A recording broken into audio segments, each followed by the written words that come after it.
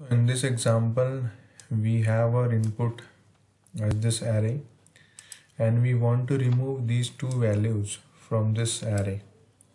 So when we'll get our output, it will not have deleted and processed values. So how we'll be doing this? Payload filter.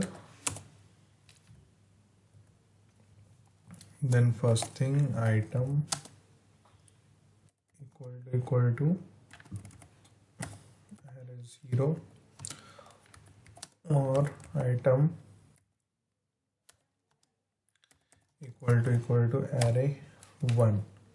So if you see the output, we are getting deleted and processed values, but we want these values removed and we want the other values like starting, waiting and processing, right?